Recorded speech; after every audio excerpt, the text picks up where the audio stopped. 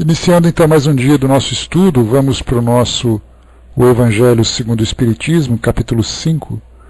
Nós estamos estudando as instruções dos Espíritos. Hoje o item número 8, melancolia, um tema que nós utilizamos, um texto que nós utilizamos com frequência em nossas análises, em nossas reflexões, principalmente quando nos deparamos com uma situação que provoca em nós um profundo abatimento, uma tristeza muito grande.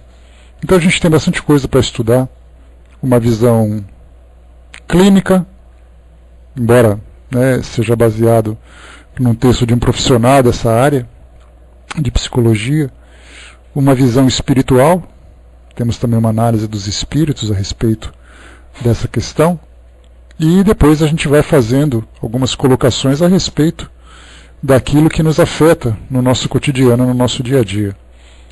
Vamos iniciar aqui primeiramente pelo nosso boletim. Era uma sexta-feira, dia 2 de novembro de 1860, uma sessão particular, dia de finados naquela época, em que se realizava esse trabalho.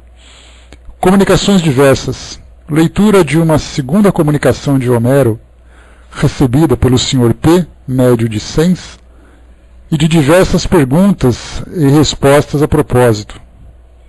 Segundo, desenhos obtidos por um médium de Lyon, notáveis por sua originalidade, se não pela execução. Interrogado a respeito, São Luís diz que os desenhos têm o seu valor, porque realmente são do espírito, mas não tem significado muito preciso, pois o médium e o espírito ainda não estão bem identificados um com o outro.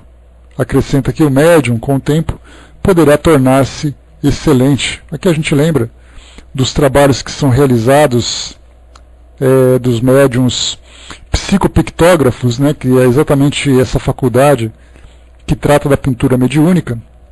Hoje, para nós, é muito frequente vermos trabalhos desse jeito, passa na televisão, nós temos páginas na internet, páginas nas redes sociais que mostram o resultado desse trabalho mediúnico.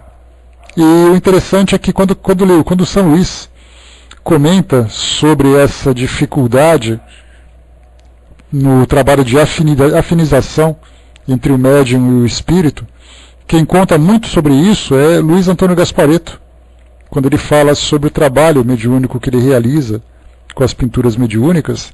E ele comenta exatamente no início, quando os espíritos começaram a se apresentar para os primeiros contatos, que foi difícil, durou um certo tempo, eram rabiscos imprecisos, somente para trabalhar a coordenação entre a mente do médium com a mente do espírito. E aqui é exatamente o que São Luís mostra para nós, que as pinturas, embora sejam muito interessantes, elas não têm muito significado, porque na verdade é um trabalho que se iniciava entre o médium e o espírito. Então, para que todo trabalho se desenvolva, ele tem que começar naturalmente por um começo. E esse começo não é tão simples como a gente imagina, assim como acontece também com os próprios médiuns psicógrafos, que todo mundo acha que ele já sai psicografando, como se não houvesse nenhuma necessidade. E como nós estudamos no livro dos médiuns, Kardec fala exatamente do trabalho que há para que haja um desenvolvimento do médium, para que ele tenha essa facilidade de assimilação do pensamento dos espíritos. Bom, estudos, continuando.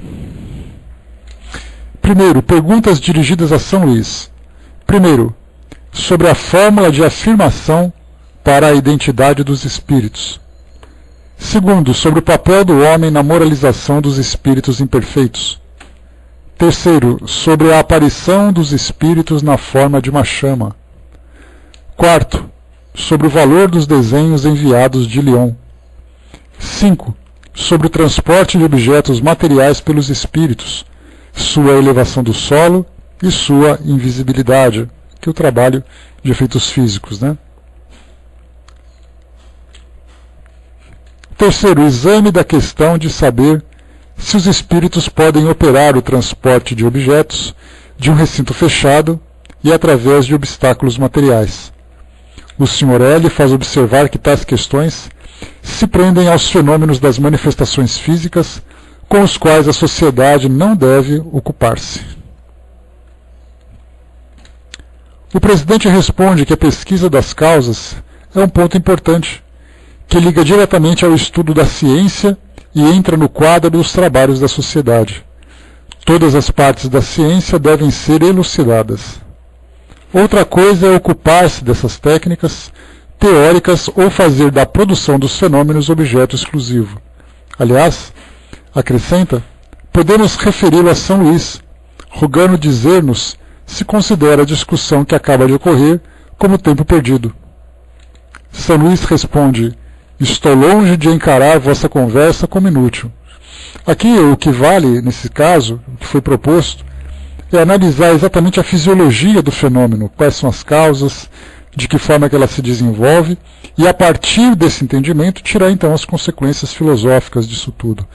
Que nada mais é, a gente lembra sempre que todo fenômeno mediúnico, muito mais do que a forma como ele se apresenta, é exatamente entender as causas e muito mais do que isso, a confirmação da existência do mundo espiritual. Então esse é o principal objetivo dos fenômenos de efeitos físicos e através dos quais nós podemos chegar então a essa conclusão. Quarto, evocação de Charles Nodier. É solicitado a continuar o trabalho começado.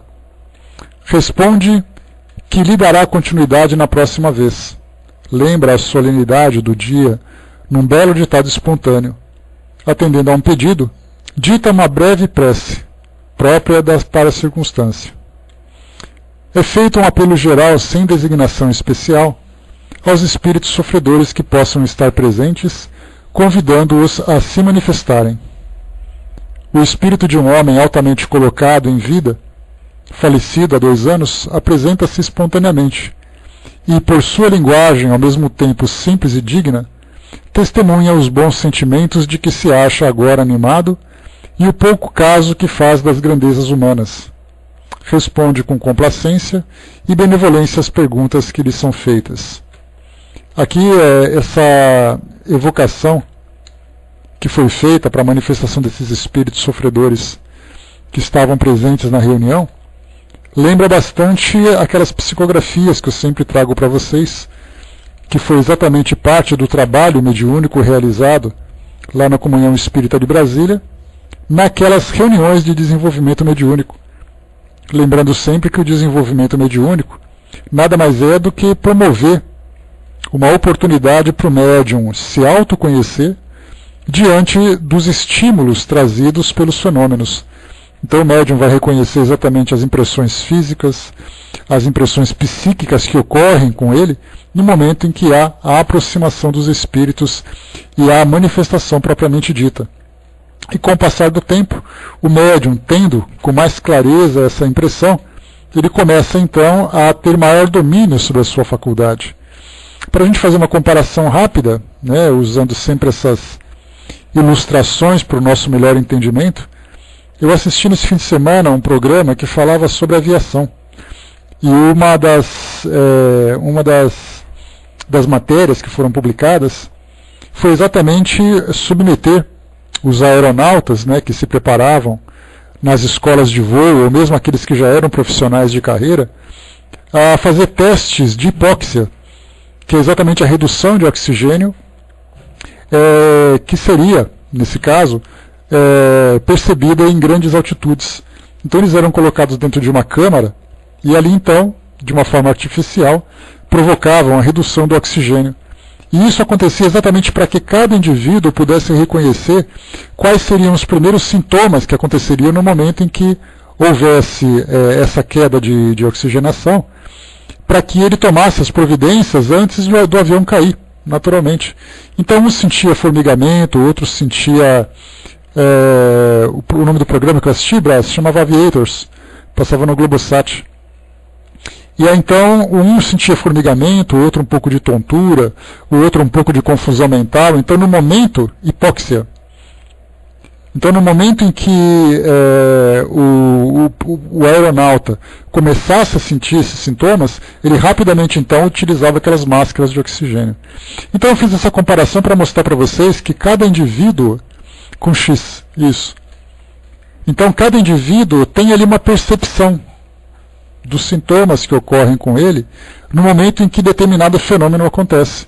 Então, da mesma forma que isso acontece, nesse caso que eu citei para vocês, também acontece com os médiums. Então, o trabalho de desenvolvimento mediúnico traz exatamente a oportunidade para que ele possa identificar detalhadamente tudo aquilo que acontece no momento em que começa a entrar naquele transe mediúnico ou começa a perceber a presença dos espíritos e, consequentemente, as suas influências. Então, isso é o desenvolvimento mediúnico, diferentemente do que normalmente nós observamos no cotidiano das pessoas, quando fala desenvolver a mediunidade, como se tivesse, nesse caso, que fazer com que ela apareça naquele indivíduo que não tem condições orgânicas de apresentá-la. Então esse aqui foi o nosso boletim de hoje da sociedade. Muito bem, vamos lá. O nosso estudo de hoje, então, aqui do nosso Evangelho segundo o Espiritismo, é um texto bastante pertinente para o nosso cotidiano, porque fala da melancolia. E a gente lembra sempre que essa melancolia, pelo dicionário, deixa eu pegar rapidamente aqui. Antes de entrar no dicionário, deixa eu apresentar para vocês quem é o espírito que vai aqui conversar com a gente, né, que é o François de Geneve. Ele se apresentou em Bordeaux, num grupo mediúnico de Bordeaux, para que de lá, então, chegou até Kardec. Aqui nós temos um pequeno artigo que eu trago para vocês, não sei exatamente se que eu não encontrei maiores informações, mas a gente usa essa referência para nós. Então aqui, quem foi François Geneve? Se percorrermos algumas páginas do volume 1 do livro Na Luz Perpétua, pelo padre João Batista Lehmann, sacerdote da Congregação do Verbo Divino, que é da Igreja Católica, lá de Juiz de Fora, foi publicado em 1956, encontraremos os dados completos sobre São Francisco de Sales, que são dados correspondentes a mais ou menos 1622. Diz assim para nós: São Francisco não é o São Francisco de Assis. São Francisco, o grande apóstolo do seu tempo, modelo perfeito de santidade, protótipo de bispo e sacerdote, nasceu em 1567 no castelo de Sales, próximo a Annecy, na Savoia. Os pais eram de alta nobreza e muito religiosos. A condessa velou com o máximo cuidado pela educação do filho, que apesar do nascimento prematuro e da constituição fraquíssima, se desenvolveu admiravelmente. Frequentemente sua mãe lhe fazia uma leitura da vida dos santos, condimentando-a com instruções adequadas. Francisco devia acompanhá-la até nas visitas que fazia aos pobres e doentes, e era ele que dava as esmolas aos necessitados. Tendo 6 anos, Francisco frequentou o colégio de Rocheville e mais tarde o de Annecy, sempre admirado pelos professores. No meio dos trabalhos escolares, Francisco não se esquecia das práticas religiosas. Oração e leitura espiritual eram-lhe companheiras inseparáveis. Bastante preparado para as matérias propedêuticas, era da verdade do pai que Francisco seguisse para Paris com o fim de completar os estudos. Durante algum tempo, entrou como que num processo obsessivo e tinha dificuldade de desvencilhar-se das tentações com que o demônio o atormentava. Lembrando que esse texto foi exatamente da biografia publicada dentro da Igreja Católica. Pela morte do bispo Cláudio, de Genebra, Francisco passou a substituí-lo, enfrentando árduas tarefas, porque deveria enfrentar os calvinistas, considerados hereges. Os calvinistas eram os protestantes, que eram derivados, oriundos daquela filosofia criada por João Calvino na época da reforma religiosa. Negócios urgentes requereram a sua presença em Lyon, onde mais tarde nasceria Allan Kardec, por ocasião do Natal, quando uma congestão cerebral que o deixou paralítico, mas conseguindo falar.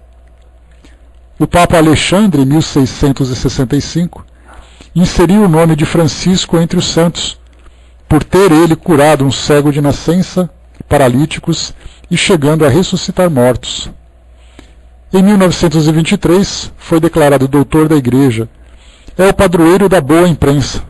E talvez seja por ter sido tão famoso, de origem aristocrática, mais humilde, na página mediúnica preferiu assinar François de Geneve ao invés de São Francisco de Sales.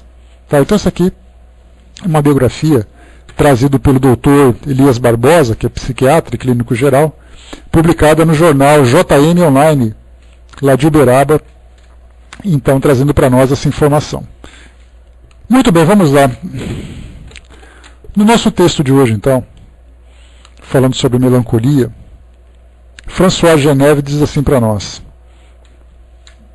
sabeis por que uma vaga tristeza se apodera por vezes de vossos corações e vos faz sentir a vida tão amarga? É o vosso espírito que aspira a felicidade e a liberdade, mas ligado ao corpo que lhe serve de prisão, se cansa em vãos esforços para escapar. E vendo que esses esforços são inúteis, cai no desânimo, fazendo o corpo sofrer sua influência com languidez, o abatimento e uma espécie de apatia de que vós se apoderam, tornando-vos infelizes. Acreditai no que vos digo e resisti com energia a essas impressões que vos enfraquecem a vontade. Essas aspirações de uma vida melhor são inatas no espírito de todos os homens, mas não a busqueis neste mundo. Agora que Deus vos envia os seus espíritos para vos instruírem sobre a felicidade que vos está reservada, esperai pacientemente o anjo da libertação, que vos ajudará a romper os laços que mantêm cativo o vosso espírito. Pensai que tendes a cumprir, durante a vossa prova na terra, uma missão de que já não podeis duvidar, seja pelo devotamento à família, seja no cumprimento dos diversos deveres que Deus vos confiou. E se no curso dessa prova, no cumprimento de vossa tarefa, virdes tombares sobre vós os cuidados, as inquietações e os pesares, sedes fortes e corajosos para suportar.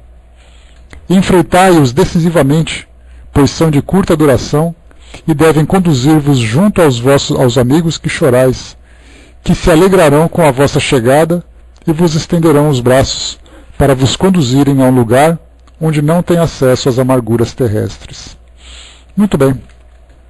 Quando nós falamos sobre melancolia, e eu disse para vocês que era um tema bastante pertinente para a nossa atualidade, nós falamos sobre aquilo que hoje é chamado de mal do século, que é exatamente a depressão.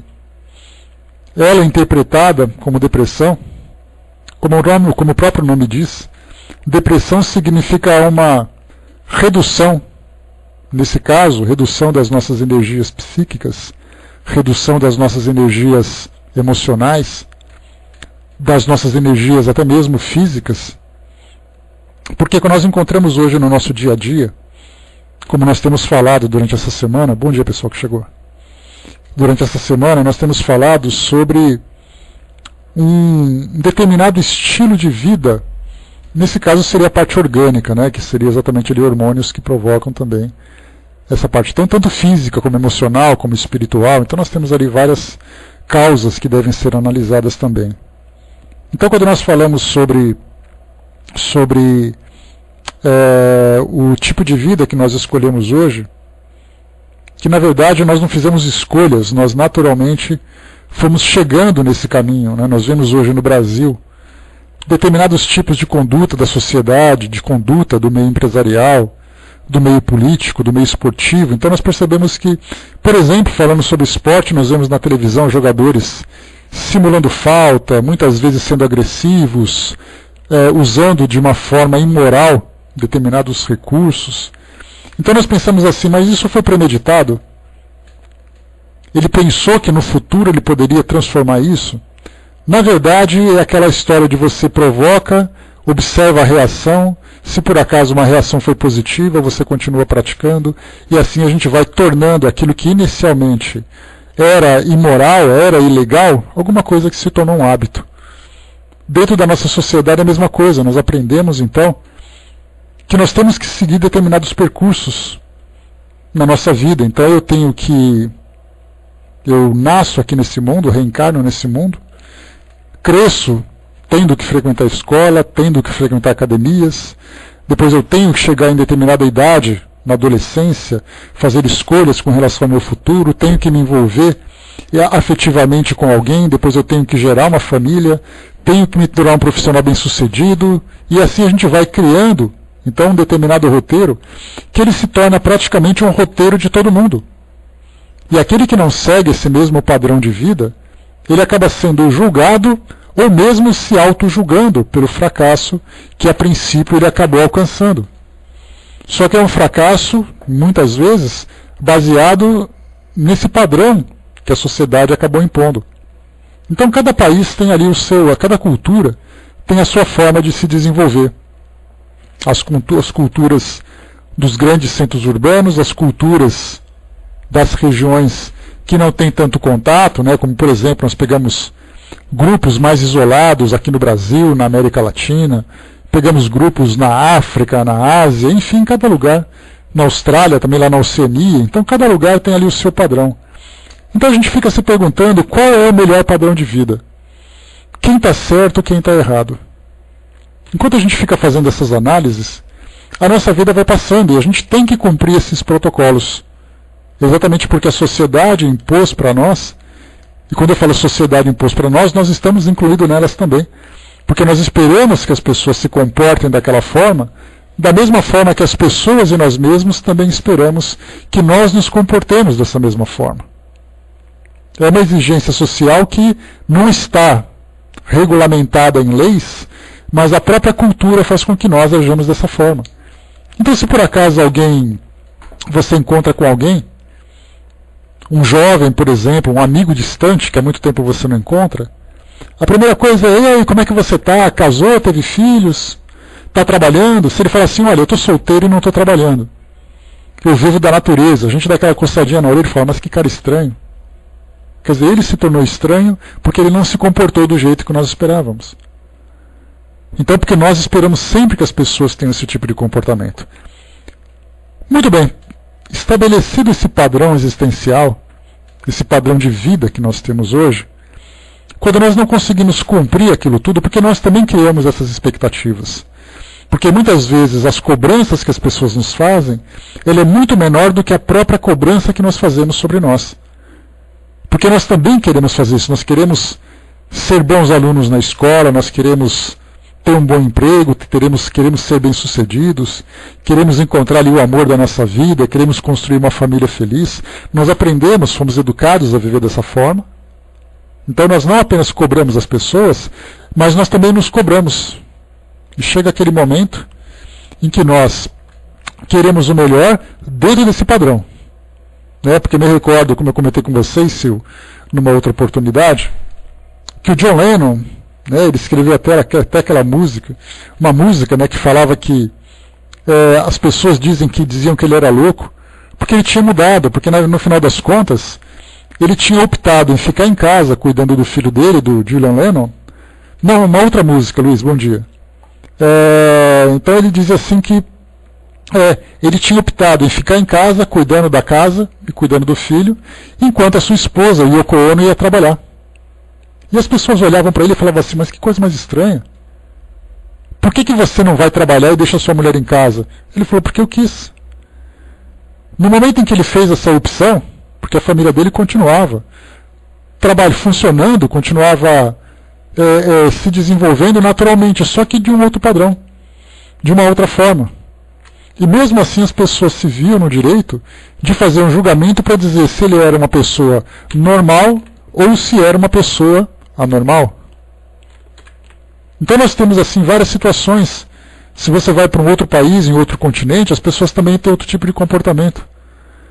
Então é assim uma legislação, entre aspas, uma legislação invisível que se encontra registrada apenas na consciência das pessoas e que as pessoas exigem que todos se comportem dessa forma.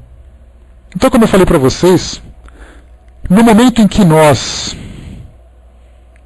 nos desviamos dessa trajetória, ou não conseguimos alcançar essas expectativas, começa então aquela autocobrança. Muitas vezes porque as pessoas acabam trazendo para nós essas críticas. E aí, então, no momento em que nós assimilamos a crítica, nós começamos então a fazer autocobrança. Porque enquanto as pessoas criticam, isso já depende muito de personalidades, as pessoas dizem assim, mas por que você tem essa vida? E você levanta o peito e fala, eu vivo assim porque eu quero, porque eu gosto. Mas você não acha isso estranho? Não, não acho estranho. Resolvido o problema, uma pessoa bem resolvida com ela, uma pessoa bem estabelecida, não se fala mais nisso. Agora tem aqueles outros casos em que as pessoas pensam assim, mas por que você tem essa vida? Não é estranho? E ele começa então a se sentir inseguro. E no momento em que ele assimila essa crítica, no momento em que ele está sozinho, ele para, olha no espelho e fala assim, realmente, que vida é essa que eu estou levando? Algumas vezes, sem dúvida, uma vida que tem ali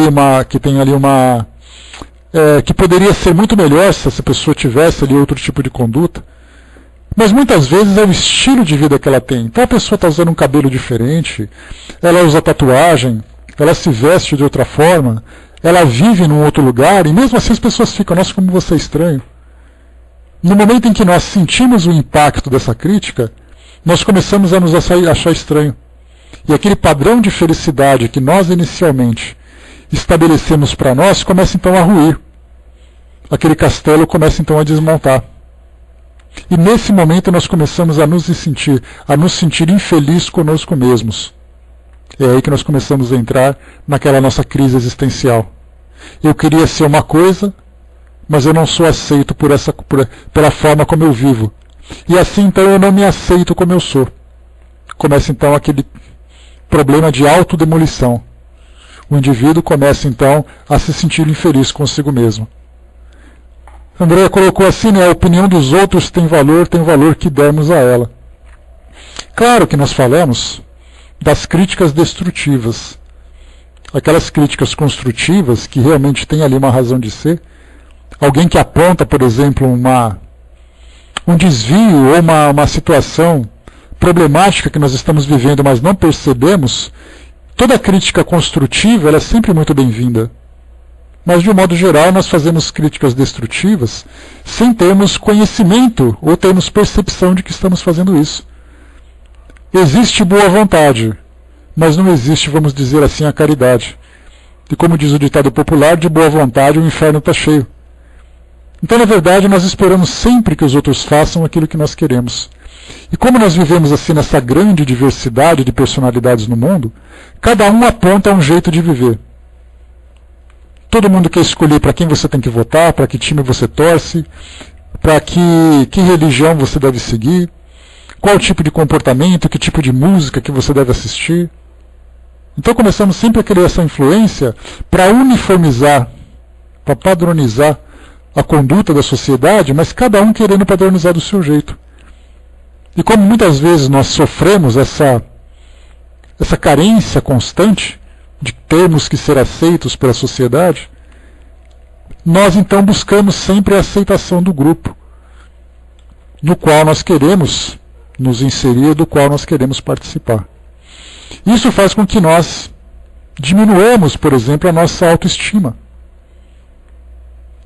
Eu era tão feliz, mas as pessoas não me aceitam, então eu começo a me tornar infeliz. E isso começa a fazer um trabalho de desconstrução psicológica, afetando negativamente o meu estado emocional, começando a me colocar de uma forma vulnerável diante das pessoas, diante da minha condição orgânica, diante do mundo espiritual. E aí então surge essa tristeza. E o mais difícil que nós colocamos aqui, que o espírito François de Geneve coloca para nós, ele diz assim que é aquele desejo que o espírito tem de se libertar, de voltar para o mundo espiritual. E isso é interessante porque o mundo físico nos obriga a viver dentro de um grupo social e nós não temos como fugir dele. Eu tenho que acordar, eu tenho que levantar, eu tenho que me dirigir para as pessoas. No mundo espiritual, o espírito, pelo pensamento, ele vai para onde quer e se conecta com quem ele quiser. Aqui no mundo físico, ele é obrigado a frequentar determinados ambientes, a menos que ele se isole definitivamente da sociedade, coisa que é impossível para nós. Então começa a bater então essa tristeza. a gente faz sentir a vida muito amarga, porque nós não temos condições de cumprir aquelas expectativas que nós mesmos criamos para sermos felizes. Só que pelo fato, voltamos então para aquela definição que nós sempre trazemos, pelo fato de eu não saber exatamente o que é ser feliz, eu fico buscando no mundo uma situação que me proporciona essa felicidade. Muitas vezes eu tento viver a felicidade dos outros, tentando viver do jeito que ele vive, só que ele consegue viver aquilo, eu não. E aí, então eu não acho esse padrão e fico constantemente tentando encontrar uma forma, um lugar, um grupo, uma ideia, tento encontrar alguma coisa em que eu me encaixe. Só que pode acontecer de eu não encontrar. E aí, então é aquela ideia que nós temos quando uma pessoa se sente um peixe fora d'água, se sente uma pessoa que não encontra um ambiente saudável para que ela possa viver. Nessa condição ela começa então a se sentir cada vez mais infeliz. O problema não é a infelicidade. O problema é a duração dessa infelicidade. Que quanto mais ela vai se desenvolvendo, mais profunda ela vai se tornando, tomando-se então aquela característica patológica. E aí então François de Geneve chamava de melancolia, nós podemos chamar de tristeza profunda, podemos chamar de depressão. E existe uma diferença, como a gente já conversou, entre uma depressão e um estado depressivo. O estado depressivo ele é agudo. Ele vem de uma forma rápida e ele vai também de uma forma rápida. Por exemplo, no momento em que eu tenho uma discussão doméstica, no momento em que eu perco um emprego, no momento em que eu fico doente, mas a partir do momento em que esse objeto que desencadeou esse processo cessa, eu volto ao meu estado normal. Eu briguei dentro de casa, fiquei triste durante uns dias, depois o problema foi resolvido, eu voltei àquela alegria de viver. Fiquei desempregado, de repente arrumei um emprego, pronto, passou. Eu estava doente, fiquei saudável, voltei à minha rotina. Então a gente vê que os estados depressivos são essas pequenas crises que acontecem motivadas por um fator externo que realmente provoca em nós um impacto. Já a depressão é diferente. A depressão é uma transformação íntima em que nós vamos vivendo aquela autoconsumação, em que nós vamos nos rebaixando energeticamente, vamos nos influenciando emocionalmente, e ela começa a se tornar crônico, diferente daquele agudo inicial. Então existe a depressão como doença e o estado depressivo como uma crise de curta duração. O Luiz colocou em cima, depois de uma depressão profunda, tendo tentado suicídio, Leon Tolstói converteu-se ao cristianismo sem nenhuma ligação a qualquer religião. Então a gente vê assim que também isso acontece com grandes personalidades. Aliás, a depressão é algo que sempre atingiu a humanidade, mas ela sempre teve nomes diferentes. André perguntou se são máscaras. As máscaras, a gente lembra, numa passagem do Espírito Hamed, num livro publicado pelo Francisco do Espírito Santo Neto, ele diz que as máscaras são necessárias e elas devem ser entendidas como amortecedor para diminuir o impacto daquilo que as pessoas jogam uma contra as outras. Então, na verdade, eu fico criando personalidades, fico criando interpretações para poder me relacionar bem com todo mundo, para poder compreender o que as pessoas querem dizer. Porque pelo fato de nós sermos, ainda que de uma forma meio inconsciente, e eu coloco meio inconsciente porque muitas vezes isso é proposital, tem um pouquinho aquele ingrediente da maldade humana. Mas quando nós falamos sobre algo inconsciente, nós somos muitas vezes um pouco cruéis no julgamento que nós fazemos uns para os outros. E se nós não tivermos essas máscaras, porque a sinceridade ela é muito dolorosa. Eu falar para você o que eu estou pensando sobre você, se eu gosto, se eu não gosto, se eu aceito ou se eu não aceito, muitas vezes essa sinceridade pode ser algo bastante doloroso. Então eu coloco a minha máscara e falo assim, poxa vida, que legal te ver. É aquela educação que a gente tem. Eu gosto realmente disso. É aquela educação. Então, na verdade, não é uma falsidade, mas certamente não é a sinceridade completa. E quando nós vemos isso numa relação social, num ambiente de trabalho, no ambiente familiar. Se nós disséssemos exatamente o que nós estamos pensando na hora em que nós estamos pensando, nós não conseguiríamos nos relacionar uns com os outros. Então as máscaras têm esse objetivo, de fazer com que nós minimizemos o impacto da nossa sinceridade para bons relacionamentos. E ele lembra que o grande problema não é usar essa máscara social, esse verniz social. O grande problema é quando nós trocamos a nossa personalidade verdadeira por essa personalidade fictícia. Aí isso se torna patológico, porque nós deixamos de ser quem nós somos. A Cindizinha colocou, é uma via de mão dupla, né? Como diz Lenine, a gente espera do mundo e o mundo espera de nós. No fim, temos dificuldade em aceitar os outros, sermos aceitos e nos aceitarmos também. Mas o mais difícil também, Cindizinha, é a nossa autoaceitação. Porque assim, a autocobrança, assim como também o auto-perdão, são dois instrumentos extremamente poderosos e que infelizmente nós agimos contra nós mesmos. Porque se alguém fala que você é feio, você mostra a língua e fala, feio é você. Agora, quando você se sente feio, não tem ninguém que mude isso.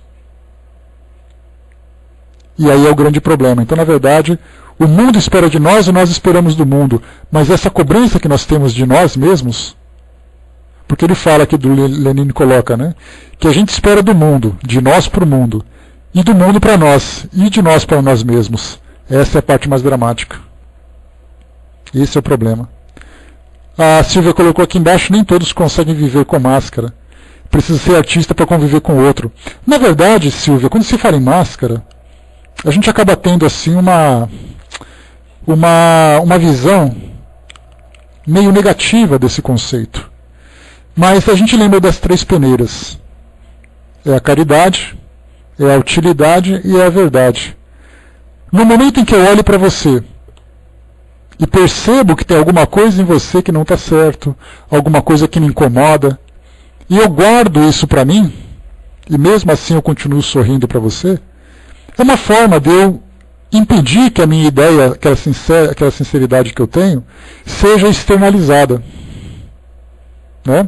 A Tatiana colocou, né, mas se não está pensando aquilo, não precisa falar. Mas quando pensa, né, Tatiana, aquela coisa, eu penso, mas para que eu vou dizer isso? Para te magoar, para te machucar? Então faz de conta que está tudo bem, faz de conta que isso não existe. É isso que a gente coloca.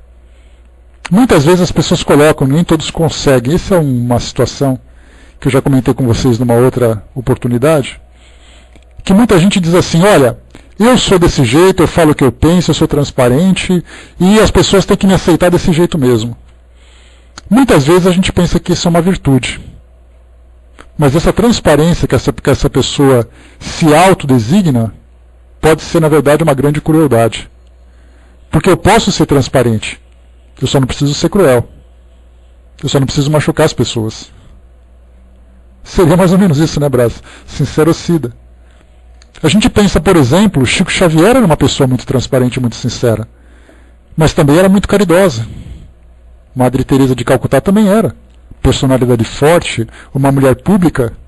Mas para que ela vai dizer para as pessoas aquilo que ela pensa, se o que ela está pensando naquele momento não vai ter utilidade nenhuma? Então as pessoas colocam assim, olha, eu sou transparente. Então, na verdade, você precisa tomar cuidado com essa sua transparência, porque a transparência nem sempre é uma virtude, muitas vezes ela é um grande defeito. Porque a sinceridade sem caridade, ela se transforma numa arma negativa. Então, quando eu coloco assim, uma pessoa transparente, vamos pensar num tanque transparente. Esse tanque transparente, você pode olhar dentro dele e encontrar uma água absolutamente cristalina. Mas você pode encontrar dentro desse tanque um esgoto muito fétido. Então, transparência não é virtude, o que na verdade é a grande virtude é o conteúdo que essa pessoa tem, não a facilidade que ela tem para demonstrar aquilo que ela pensa. Porque se ela pensar algo negativo, ela vai te dizer algo negativo. Se ela pensar algo positivo, ela vai dizer algo positivo. E muita gente vai dizer assim, mas aí nesse caso, se eu não disser o que eu estou pensando, eu vou ser uma pessoa falsa. A falsidade também é outra imperfeição. Então o grande problema não é a transparência, não é a sinceridade, são os valores que você tem dentro de você. É isso que tem que ser trabalhado. Você pode continuar sendo transparente e sincero, mas sendo uma pessoa generosa, cuidadosa, preocupada com os sentimentos dos outros. E essa sua sinceridade vai se transformar em algo extremamente benéfico para todo mundo. A Silvia colocou, tenho clientes que bem tentam, mas não conseguem. É um trabalho a longo prazo, a gente sabe disso. A gente não se transforma de uma hora para outra. Essa transformação vem exatamente através da educação íntima que todos nós temos. Essa é a educação moral. Fortalecimento da personalidade, elevação da autoestima. Isso é algo que muitas vezes pode demorar durante várias encarnações. A gente não sabe quais são as virtudes e quais são as dificuldades que essa pessoa tem. Mas certamente nós sabemos que o objetivo é alcançar esse estado de equilíbrio entre a própria autoestima e a facilidade para se relacionar com outras pessoas. Então esse é o nosso propósito. O tempo que isso vai durar para cada um já é diferente. O Spock colocou em cima, a pessoa chega para você e pergunta se está bonita, e você acha que não está, o que fazer? A gente sempre mascara um pouquinho num caso desse. Mas a pergunta é, Spock, qual é o padrão de beleza que é exatamente que a gente está dizendo? Muitas vezes você pode ser cuidadoso naquilo tudo, ou na forma que trata. É o tipo de a intimidade que você tem com ela, o que você valoriza como beleza. Algumas vezes você pode achar uma pessoa feia, mas o problema está com você, não está com ela. No passado, as pessoas obesas, depois de um tempo as pessoas magrelas, depois de um tempo as pessoas altas, depois de um... Qual é o padrão de beleza?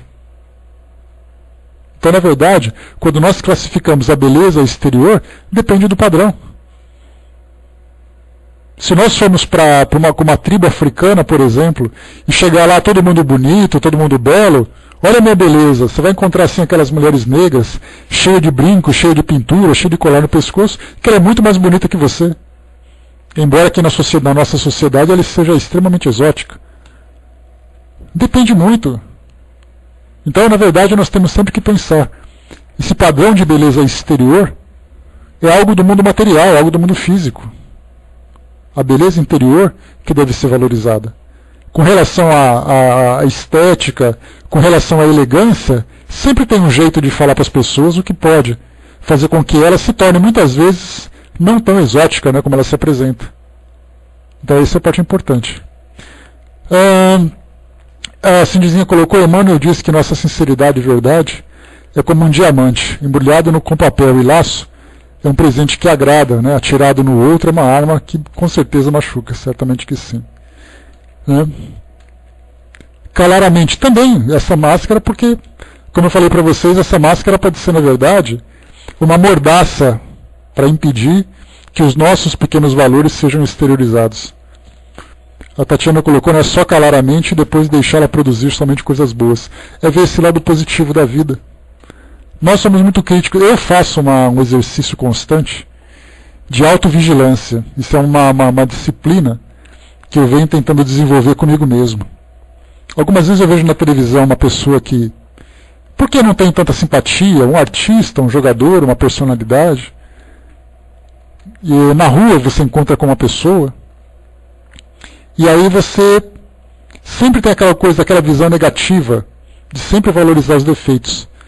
Eu tento fazer aquele exercício contínuo de ficar assim, para de pensar dessa forma, veja o lado positivo, vê aquilo que ela constrói de bom, faça uma comparação com você mesmo. Então essa autovigilância começa a fazer uma disciplina. E eu percebi que algumas pessoas deixaram de ser antipáticas, porque eu percebi que era eu que tinha antipatia por ela. E aqui em casa mesmo eu brinco às vezes, né, aparece alguém na televisão, aí alguém daqui de casa fala assim, não gosto dessa pessoa. Eu falei assim, não tem problema, ela não sabe quem você é, não sabe onde você mora, você não paga as contas dela, então vive a sua vida e deixa ela viver isso. Claro que eu não estou de brincadeira, porque eu também faço isso comigo. Por que eu não gosto dela se essa pessoa nem sabe que eu existo? O que ela me fez? Se ela não convive comigo, ela não fez nada. Então é uma antipatia boba, uma infantilidade, na verdade, que nós ainda alimentamos. O Luiz colocou a hipocrisia é uma forma de máscara que os fariseus usavam para provar Jesus. A hipocrisia é uma máscara negativa. Que nós temos máscaras de toda cor, de todo tamanho, de todos os modelos. É assim, André. É. Então, continuando, pessoal, vamos rapidamente aqui para a gente não perder o fio da meada. Embora já tenhamos falado muito sobre isso. Eu peguei um texto aqui, de Hermance Dufault, do livro... deixa eu pegar aqui o nome do livro agora. Reforma Íntima Sem Martírio. que ela trata de uma forma muito clara e muito direta aquilo que nós estamos estudando hoje. Aliás, ela utiliza essa referência desse texto. Vou ler para vocês aqui, é um texto, tem algumas 2 ou 3 páginas, mas ele é muito interessante, porque ele faz uma atualização do que significa essa melancolia para esses dramas que nós vivemos hoje na atualidade. Nós falamos um pouquinho sobre máscaras, sobre sinceridade, que esse é um problema nosso. É o item número 21, página 97, Zé. Então, assim, é um problema nosso com relação aos outros. Então, na verdade, a gente tem que lembrar do que a gente provoca nos outros e do que os outros provocam em nós. E fazemos esse trabalho de transformação interior, de reforma íntima, para sabermos lidar com essas situações do nosso cotidiano. Então, o texto é o número 21, chamado Depressões Reeducativas. E ela começa assim, logo no início. Sabeis por que às vezes uma vaga tristeza se apodera de vossos corações e vos leva a considerar amarga a vida? E coloca a referência a François de Geneve, o Evangelho segundo o Espiritismo, capítulo 5, item número 25. Dores existenciais, quem não as experimenta? A pergunta do espírito François de Geneve foi elaborada num tempo em que os avanços das ciências psíquicas não tinham alcançado as profícuas conquistas da atualidade. Com o título Melancolia, e utilizando o saber espírita, esse colaborador da equipe Verdade deu a primeira palavra sobre a grave questão dos transtornos de humor e uma relação com a vida espiritual. À luz da ciência, depressão primária é o quadro cuja doença não depende de fatores causais para surgir, sendo em si mesma causa e efeito. Depressão secundária é aquele que decorre de um fator causal, que pode ser, por exemplo, uma outra doença grave, que resulta em levar o paciente a ficar deprimido. É aquilo que eu falei com vocês, né, sobre estado depressivo e depressão. Aqui o Manso do Foz chama de depressão primária e secundária. Primária, então, é aquela nossa, é aquela de nós conosco mesmo.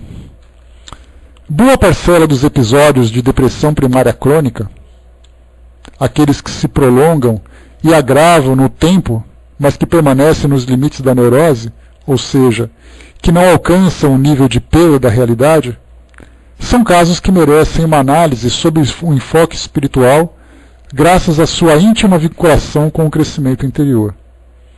À luz da imortalidade, as referidas depressões são como uma tristeza do espírito, que ampliam a consciência de si. Um processo que se inicia, na maioria dos casos, antes do retorno à vida corporal, quando a alma, em estado de maior liberdade dos sentidos, percebe com clareza a natureza de suas imperfeições, suas faltas e necessidades, que configuram um marcante sentimento de falência e desvio das leis naturais. A partir dessa visão ampliada, são estabelecidos registros profundos de inferioridade e desvalor pessoal em razão da incipiência na arte do perdão, especialmente do auto-perdão. Nessa hora, quando a criatura dispõe de créditos mínimos para suportar esse espelho da consciência, seu processo corretivo inicia-se na própria vida extrafísica, sem tratamentos muito similares aos nossos nosocômios terrestres, os hospitais terrestres, até que haja um apaziguamento mental que lhe permita o retorno ao corpo. O mesmo não ocorre com quantos experimentam a dura realidade de se verem como são após a morte, mas que tombam nas garras impiedosas das trevas a que fizeram jus, regressando à vida corporal, em condições expiatórias, sob domínio de severas psicoses, para olhar os frutos das sementes que lançou. Nessa ótica, depressão é um doloroso estado de desilusão que acomete o ser em busca de sua recuperação perante a própria consciência na vida física. Essa análise amplia o conceito de reforma íntima, por levar-nos a concluir que soa para a alma um instante divino para a reparação, conclamando-a, após esbanjar a herança do pai, assim como o filho pródigo da parábola evangélica, ao recomeço progressivo no colo paternal, onde encontrará descanso e segurança, valores perdidos há milênios nos terrenos de sua vida afetiva. Semelhantes depressões, portanto, são o resultado mais torturante da longa trajetória no egoísmo, porque o núcleo desse transtorno chama-se desapontamento ou contrariedade. Isso é, a incapacidade de viver e conviver com a frustração de não poder ser como se quer e ter que aceitar a vida como ela é e não como se gostaria que fosse. Considerando o egoísmo como o hábito de ter nossos caprichos pessoais atendidos, a contrariedade é o preço que pagamos pelo esbanjamento do interesse individualista em milênios afora. Mas, igualmente, é o sentimento que nos fará refletir na necessidade de mudança em busca de uma postura ajustada com as leis naturais da vida. Para nós, ou para a maioria de nós, contrariedade significa algo ou algum acontecimento não saiu como esperávamos. Por isso algumas criaturas costumam dizer: nada na minha vida deu certo. É tudo uma questão de interpretação. Quase sempre essa expressão "não deu certo" quer dizer que não saiu conforme o nosso egoísmo. O desapontamento, portanto, é altamente educativo quando a alma, ao invés de optar pela tristeza e revolta, prefere enxergar um futuro diverso daquele que planejou, e no qual a grande meta da felicidade pode e deve estar incluída. O renascimento corporal é programado para que a criatura encontre nas ocorrências da existência os ingredientes precisos à sua interpretação, ou à sua transformação. Brota então espontaneamente o desajuste, em forma de insatisfação crônica com a vida, funcionando como canal de expulsão de culpas armazenadas no tempo, controladas com a força de mecanismos mentais defensivos ainda desconhecidos da ciência humana e eclodindo sem possibilidade de contenção. Um expurgo psíquico em doses suportáveis. Aqui esse tratamento, que eu sempre falo para vocês, que no mundo espiritual existe uma equipe de psicólogos enorme para receber todos nós que retornamos e todos nós que nos preparamos para regressarmos aqui ao mundo físico. Porque a psicologia mais elevada, nesse campo transcendental, ele vai muito além daquilo que nós vemos no nosso dia a dia. A psicologia não é uma ciência terrena, é uma ciência da mente. E quando nós falamos sobre ciências da mente, não importa onde o espírito esteja, ele sempre terá. Se Deus quiser, Silvia, a gente vai se ver lá. Se você for na frente, você me espera. Então, na verdade, é uma ciência que vai nos ajudar a alcançar esse equilíbrio depois de uma vida muitas vezes traumática, muitas vezes frustrada. E chegando então desse outro lado, nós teremos orientações para recobrarmos esse equilíbrio que nós perdemos. Então, na verdade, todos nós seremos espíritos atendidos por essa psicologia espiritual. E eu falo espiritual não é porque está no mundo espiritual, é porque valoriza muito mais o espírito do que o indivíduo encarnado. Porque dá a impressão, dentro dessa visão psicológica, principalmente baseado nessa ciência materialista, valoriza apenas o homem nas suas relações e nas suas emoções. E quando nós falamos em espírito, nós falamos um indivíduo que tem o seu passado, tem o seu presente, tem o seu futuro, tem as suas lembranças, tem os seus desejos, as suas expectativas, que vai muito além então dessa limitação física que nós vemos hoje. Os sintomas a partir de então são muito conhecidos pela ciência e pela medicina humana. A insônia, tristeza persistente, ideias de autoextermínio, vazio existencial e outros tantos. Poderíamos asseverar que almas comprometidas com esse quadro psicológico já renascem com o ego frágil, suscetível a uma baixa tolerância com suas falhas e estilos de vida, uma dolorosa incapacidade de se aceitar, menos ainda de se amar. No fundo permanece o desejo impotente de querer a vida conforme seus planos, mas tudo conspira para que tenha a vida que precisa em vista de suas necessidades de aperfeiçoamento. Então é como se o indivíduo começasse a se auto-sabotar. Ele deseja, mas não consegue. Já que ele não consegue, ele se rebela contra ele mesmo e começa a se autodestruir.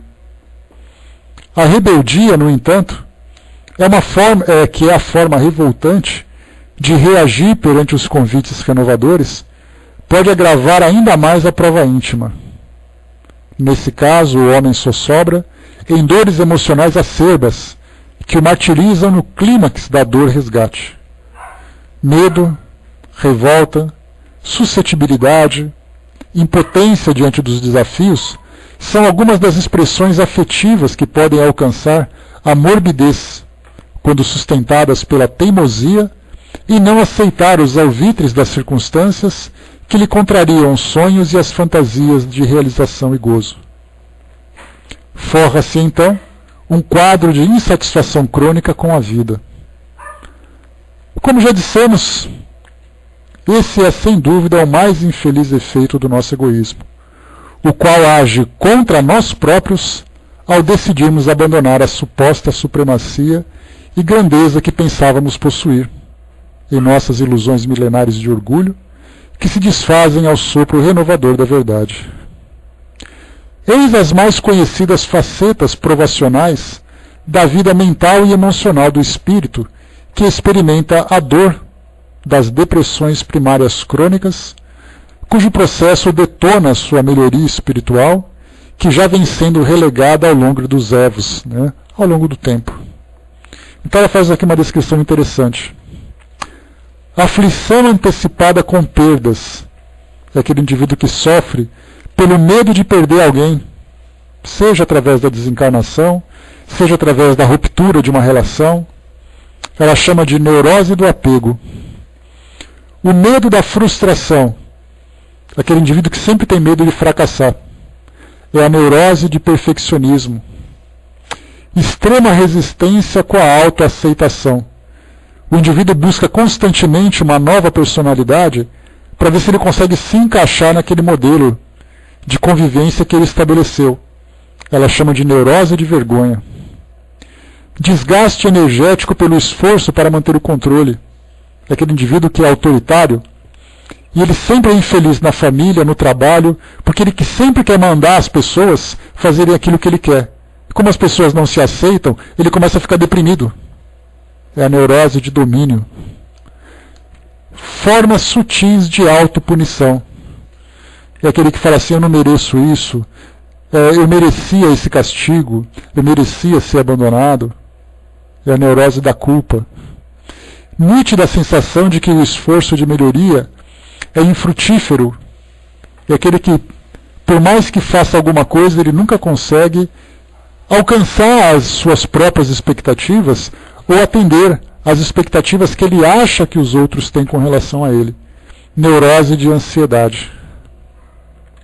Acentuada suscetibilidade pelos fatos corriqueiros.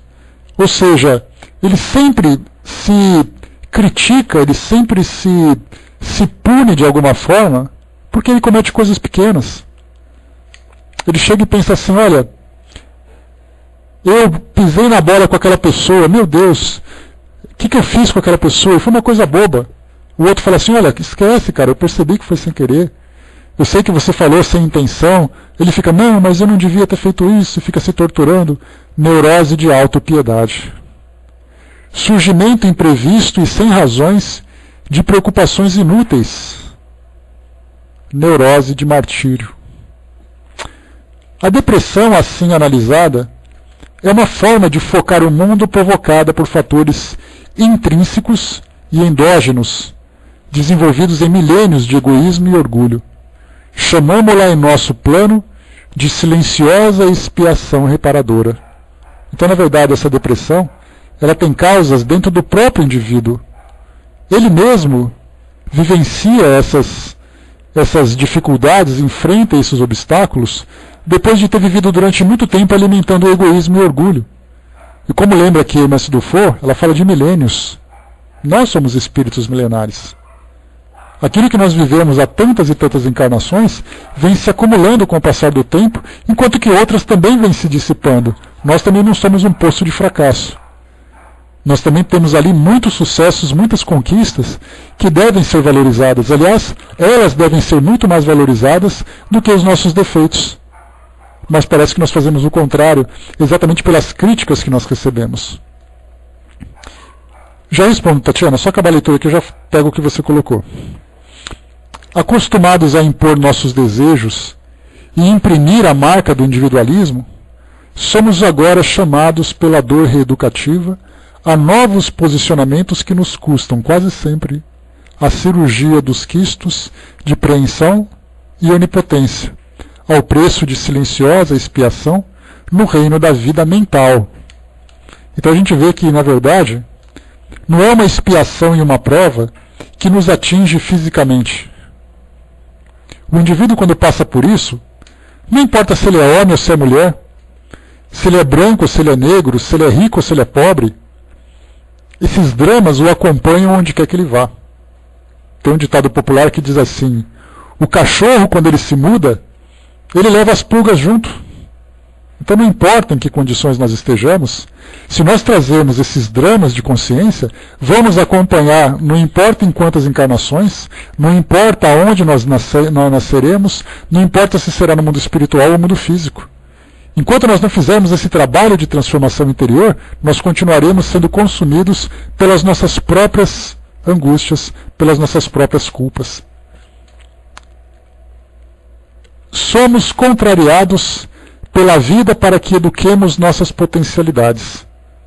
Infelizmente, com raras exceções, nossos gostos são canteiros de ilusões onde semeamos os interesses pessoais, em franca indiferença às necessidades do próximo, colhendo frutos amargos que nos devolvem à realidade.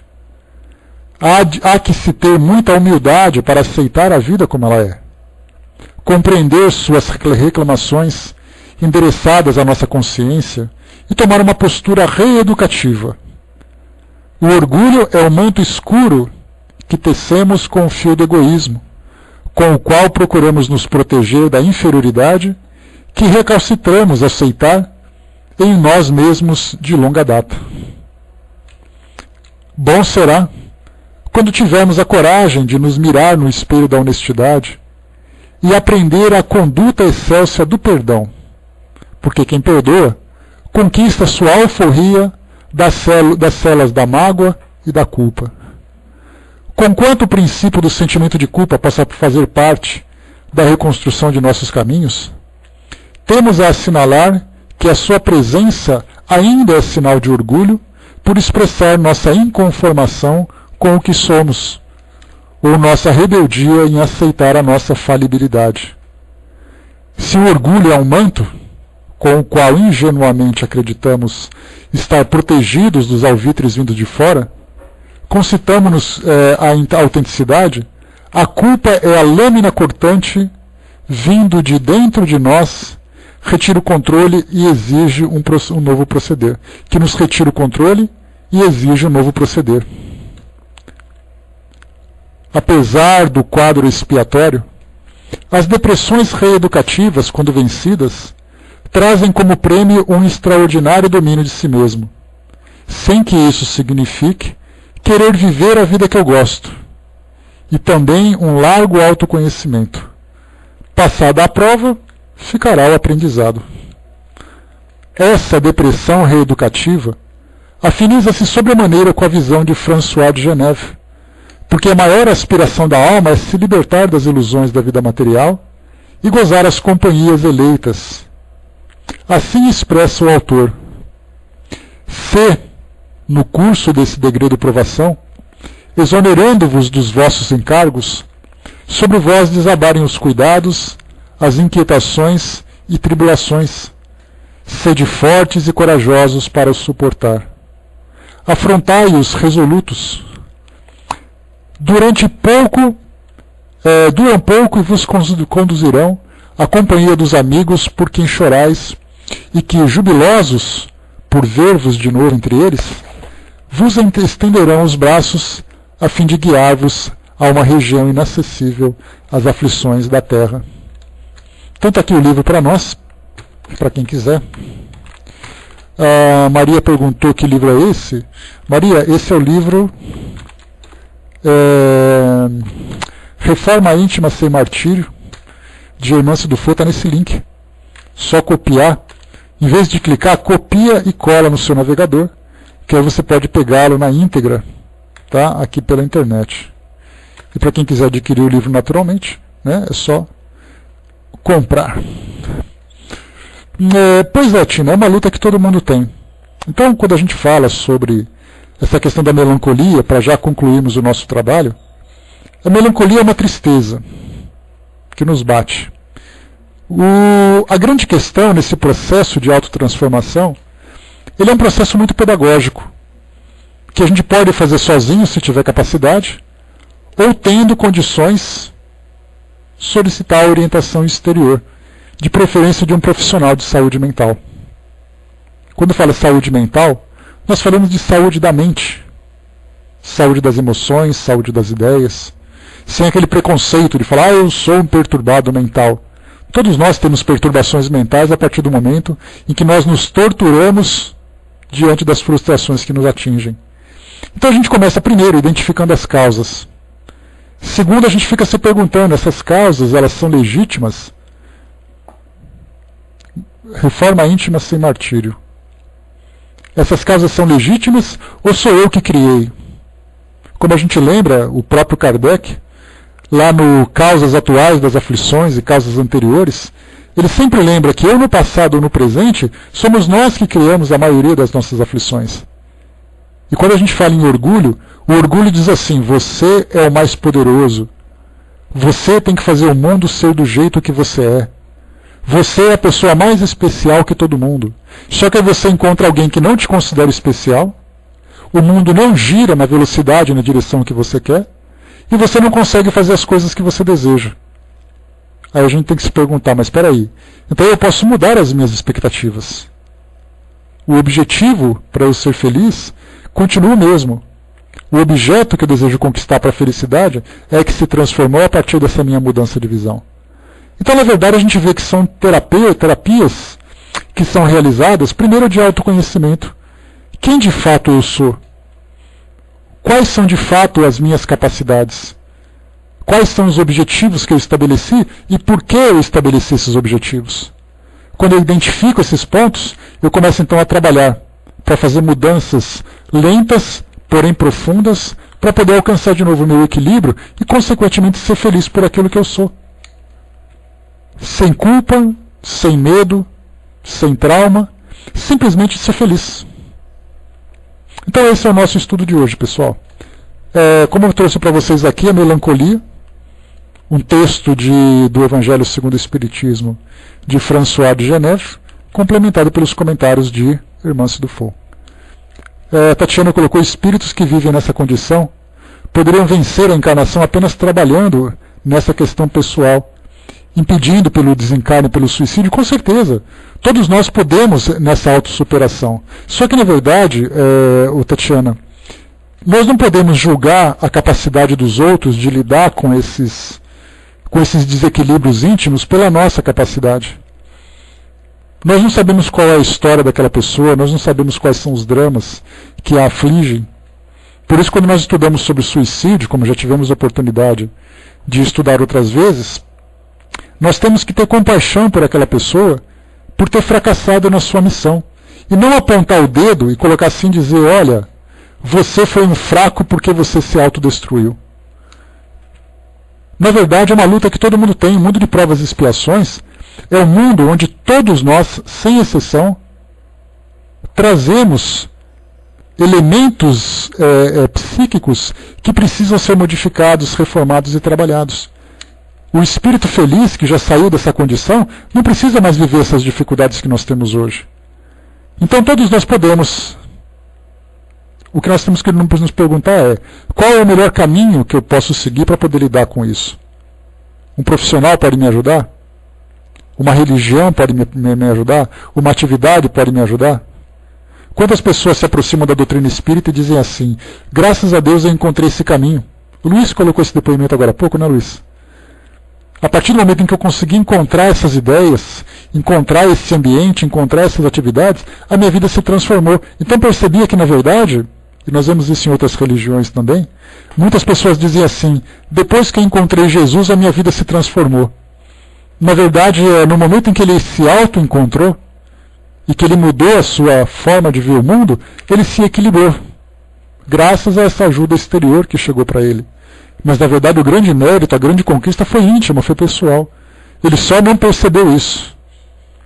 E como a irmã Sudufo colocou para nós, ela disse que nós temos elementos psicológicos que nós ainda não conhecemos, potenciais que trazemos dentro de nós, que para nós são ainda extremamente desconhecidos. A capacidade que nós temos de renascimento emocional, de reconstrução, de autossuperação. Nós só precisamos encontrar a motivação certa. E cada um de nós tem sua própria motivação. Então, pessoal, isso é claro, eu falei para vocês aqui, tudo que eu trouxe para vocês, foi baseado nos textos, né, que nós lemos, foi baseado em experiência pessoal, em opinião pessoal. Como eu já disse para vocês, eu não sou profissional, não tenho conhecimento técnico sobre isso. E nós poderíamos encontrar em seminários de psicologia amigos, irmãos dentro da doutrina espírita e fora delas, dando para nós uma verdadeira aula sobre essa questão da autossuperação e do autoconhecimento. Então o que eu trouxe para vocês foi uma pequena ideia, uma pequena opinião, uma pequena visão que eu tenho a respeito do assunto, mas que certamente pode ser muito mais estendida e aprofundada a partir de outras ideias. Então nós temos, né, para quem quiser, palestras, livros, entrevistas, né, lá no programa Transição, nós temos várias entrevistas, vários vídeos, onde muitos profissionais e realmente conhecedores trazem para nós essa visão. Então, né, deixei para vocês só apenas o início, só apenas um comecinho para refletir um pouquinho sobre tudo isso.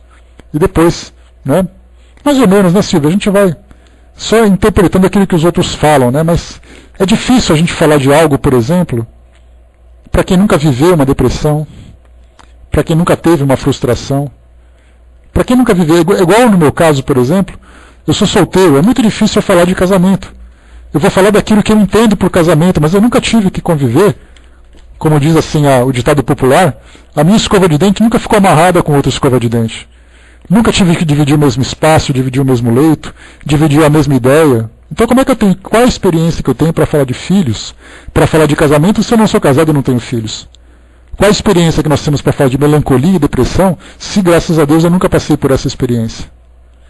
Então, na verdade, a gente traz algumas ideias.